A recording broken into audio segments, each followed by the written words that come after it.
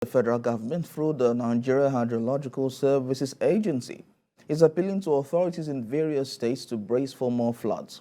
NIHSA Director General Clement Nze, who gave the alert in a statement, asked the states to take necessary measures to prevent the ugly flooding menace of the past years. Nigeria, according to him, is now in the peak of flooding season, and there is a need for the government, especially at the state and local government levels, to intensify and set up efforts to avert related disasters in their domains. Mr. Inze stated that almost all 36 states and the Federal Capital Territory have experienced one form of flooding or another, and regretted the situation in Jigawa State where over 72 people were killed. He warned that the rivers Niger and Benue system have started building up, and Nigeria is located at the lowest point of the River Niger Basin, occupied by 9 countries.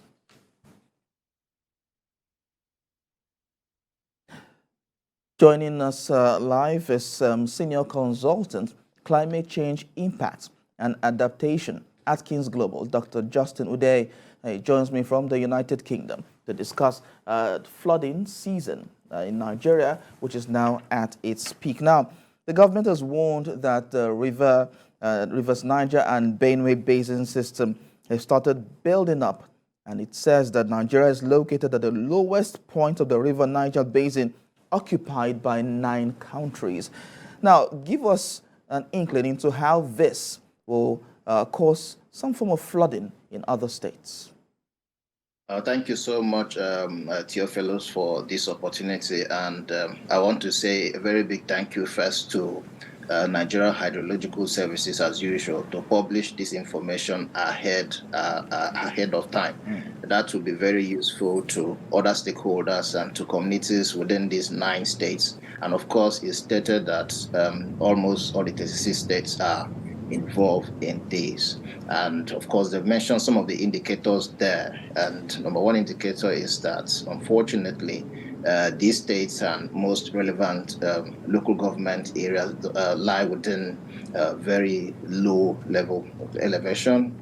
From my experience, some lie as low as between 4.5 and 5 meters above sea level. So it means that any incidence of flood is very likely to affect these communities, especially the fact that the River Benue, the River Niger, which has a confluence in Kogi State, or in Lokoja to be precise, means that these areas will be of concern to communities and to the government. So I think it's important that there is preparation.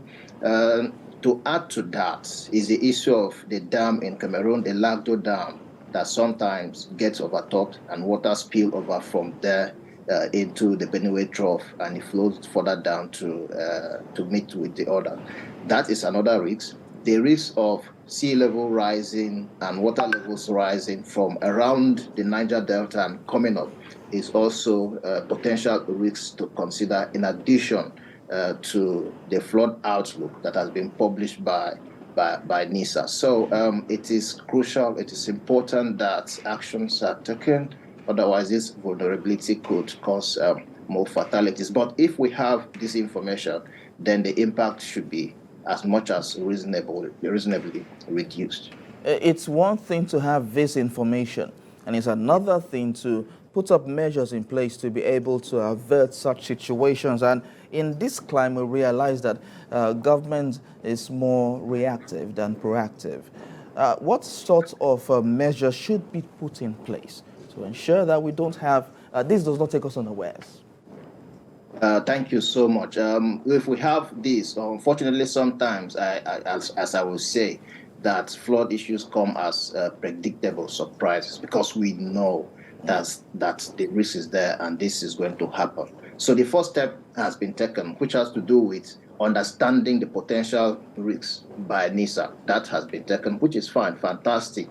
That information needs not only be told on news, it needs to get to the front line. To the front line, we need to get to these people in local government communities that the impact will start from. And it doesn't matter, it doesn't need to be rural or urban.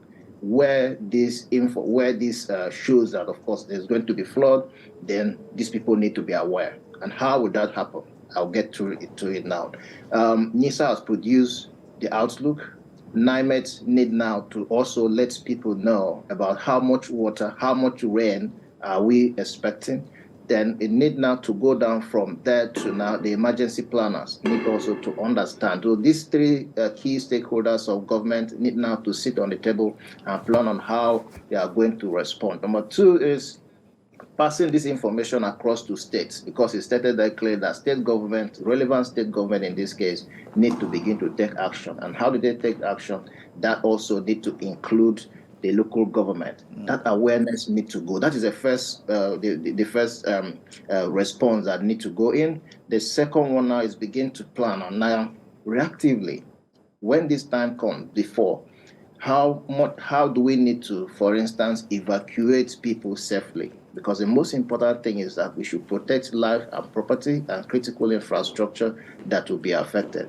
What level of adaptation do we need in place? Because this has to be reaction. But if it is not going to be reaction, then other measures in building, reinforcing buildings, reinforcing critical assets like bridges and roads, that is a different ballgame entirely.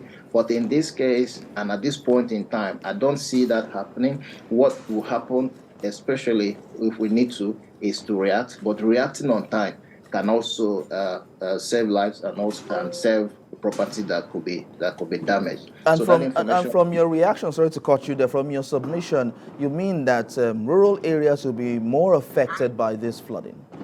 Yes, I will. And why would I say yes to that straightforward is that rural areas does not have good roads. Rural areas does not even have access to information in the first place.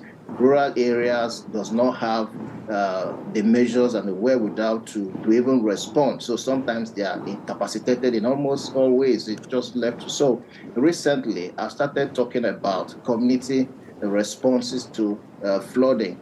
But even at that, I am challenged by the fact that information needs to get to these people, and they need to be somebody who is a front bearer on running these campaigns in these rural communities.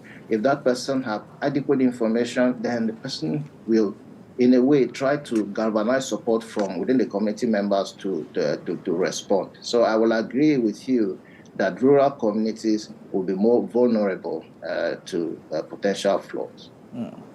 All right, thank you very much, Dr. Justin Udie, for talking to us about this. It's the Senior Consultant, Climate Change Impact and Adaptation, Atkins Global. Thank you very much. You're welcome. Thank you. I appreciate that.